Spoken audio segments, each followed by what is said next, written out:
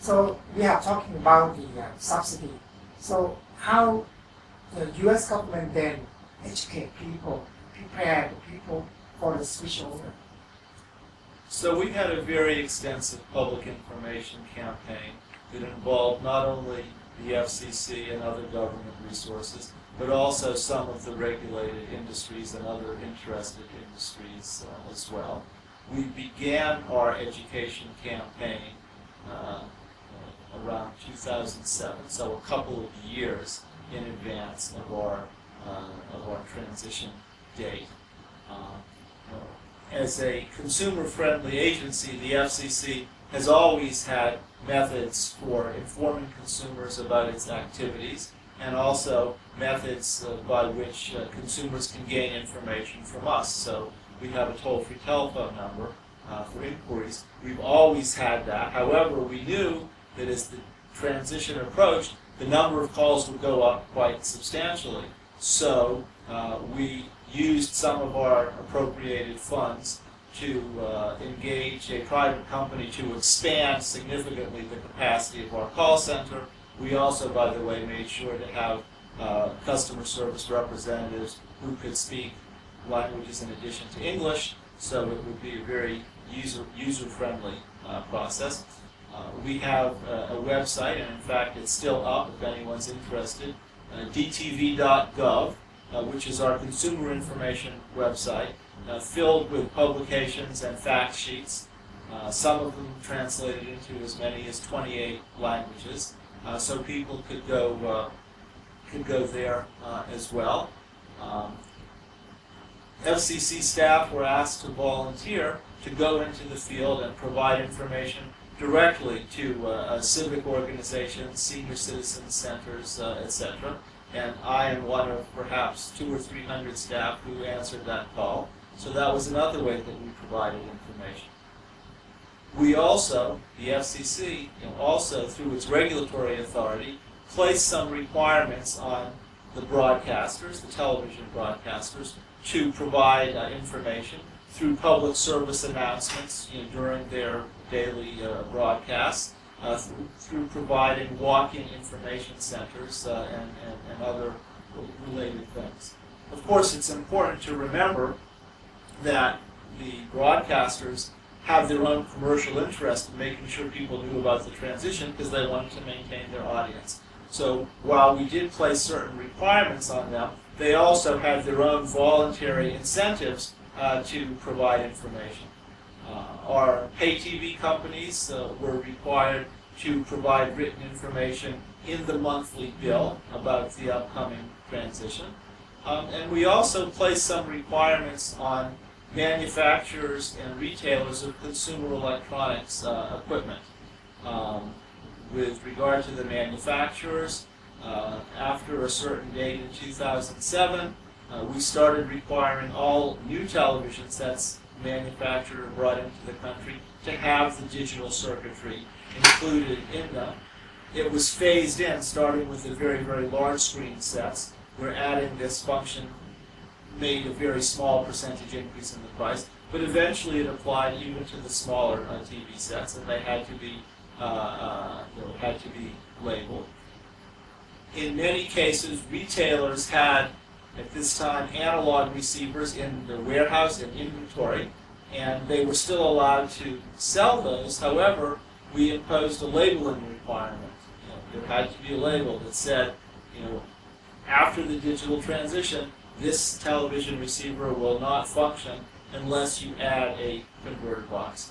So that was another sort of an information requirement. And then the other thing we did was contract directly with some private organizations to provide information to the public, and also some assistance to the public. There are certain segments of the public who might have had difficulty installing the converter box. In some cases, it turned out that in addition to the converter box, it was actually necessary for consumers to adjust or even replace their receiving antenna. And that was difficult for some people. Generally speaking, older individuals, some of them are very, very technologically savvy, but not all of them are. People with disabilities is another group that we wanted to make sure had access to the assistance that they needed. So we had a very extensive effort, and we tried to target it to those segments of the population that we thought were most in need. And you have any, I believe that for the urban people, they are probably accept for the transition. Do you make any resistance in the provincial, local level? The short answer is no. I was actually pleasantly surprised by this because part of my assignment involved going into some very, very sparsely populated rural areas. And on the whole, I found that people were actually happy that a representative of their government had bothered to travel to their city or town to explain this to them. The other thing is, by the way, people who live in very, very rural areas tended to already have fairly sophisticated television equipment. Because if you live really, really far away from the transmitter, you're going to need maybe even a rooftop antenna. And if you live in a rural area between two cities, and some channels are coming from here and some from here, often you would need a motor to actually adjust the orientation of the antenna. So I think people in rural areas maybe even had at least as good an understanding of what was required.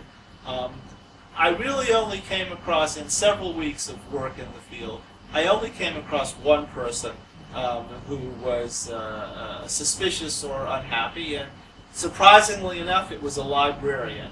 And this person told me that the reason we were making this transition and requiring people to get these set-top boxes was so the government could monitor what they were doing, which of course is totally, totally, totally false. But that was the one sort of sour note, and otherwise very, very, very pleasant and rewarding experience. I would like to also touch a little bit on this issue of digital dividend. In switching from analog to digital, you have a certain amount of frequency unused. So how did the U.S. government deal with those unused frequency? Right. So we were able to recover through the transition quite a substantial amount of spectrum, a total of 108 megahertz, out of an initial roughly 400 megahertz that had been assigned to televisions. A very, very large amount was reclaimed. The U.S. Congress gave us some instructions on what to do with it. In particular, they initially told us to assign 24 megahertz to public safety use, which we did, and our public safety spectrum is licensed administratively, not through an auction. As a matter of fact, later in the process, an additional 10 megahertz was assigned for public safety through congressional instruction. However, the other spectrum, 74 megahertz, was auctioned and assigned for other valuable commercial uses, principally, but not exclusively, for wireless broadband. And you can see the magnitude of the digital dividend by looking at what the proceeds of the auction was, and it was roughly 19 billion US dollars. So obviously, we were able to make a very, very valuable improvement in resource allocation. Now, the other side of the digital dividend, you might want to say, is the improved television service that became available. We improved the quality of the picture, the quality of the sound, and also the number of program streams that could be made available. So that's the digital dividend, at least from a U.S. perspective. Since you might be aware that here in Thailand, we are also in the process of migrating from analog to digital. Yes. As we come from a country that already have passed through that experience, do you have any note that you want to say to the regulator? Well, I've had the opportunity to talk about digital transition with foreign colleagues from many, many different countries, and I do think that there is some value to studying the experience of another country. However, I want to make very clear that my position is not that everyone should do exactly as the United States did. I don't think it's appropriate to impose sort of a one-size-fits-all approach to the digital transition. But there are some things that that are kind of common. I think it's very, very important to set a hard date, a fixed date for the transition. It makes the information providing process a lot easier. There's something to focus on. We know that many people are procrastinators. They'll wait till the last minute to do what they need to do. And indeed, even after our transition, we still got a small number of calls from people, what happened to my television? So having a focal point and a hard date is very, very important. I think it's important before you get to that hard date to sort of test the system out. So we did that in two ways. We had two of our markets. The U.S. is divided up into into 210 separate local television markets. Two of those 210 markets made the transition earlier, and they served as kind of experiments or laboratories so we could see what kind of problems arise, what kind of questions come up, what's the most effective way of sort of answering those questions. So I personally think it's a good idea to have a laboratory or two for an early transition. And the other thing that was extremely useful was the so-called soft test. So the way it worked in the United States, and I know this is Thailand's plan as well, there's going to be a period of time of so-called simulcasting, where each TV station will be transmitting an analog stream and a digital stream simultaneously until the transition is completed. So we tried to get the TV stations in each of our local markets to cooperate on a soft test, which means at a particular point in time, generally during prime time when viewing is high, all of the stations agreed to turn off their normal analog programming for an interval, say 3 minutes or 4 minutes, and post a message. If you're seeing this message, your television set is not yet ready for the digital transition. Here's a toll-free phone number you can call. Here's a website you can go to. And what we did was, at the time of these soft tests, we organized local telephone banks with local people. They could be staff from local TV stations, a lot of retired electrical engineers, some FCC staff who were in the field, would staff a local call center. And so if someone made a call based on the soft test, they would not come to the national FCC call center. They would come to a local call center where people were there who were provided with information about the local situation. Where are the local TV stations located? How are they moving from one channel to another, etc. So they were able to get specific, targeted answers to their questions that fit the area that they were living in. So that, I think, is a very, very valuable technique as well. I think it's really important to have good communications with all of the stakeholders, the broadcasters, the pay TV companies, the equipment manufacturers, not just the manufacturers of television sets, but also the separate companies that manufacture receiving antennas, and of course the retail community as well. So having very, very good lines of communications and a consistent message, advanced testing, I think these are techniques that are worthy of consideration by any country, not just the United States. One last short question. Do you think that when shall be the period of this transition? How long should it be? 1 year? So that's a hard question, and it depends on several factors.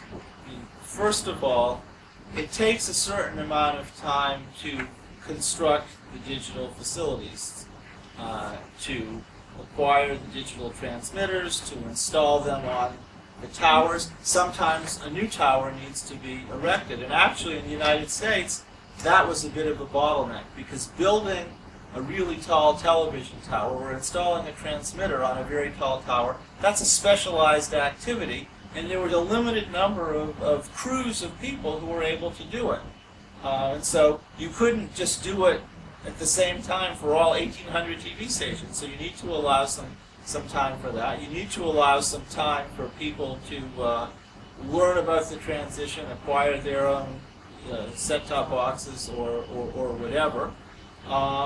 And you need some time for the public information campaign to take effect.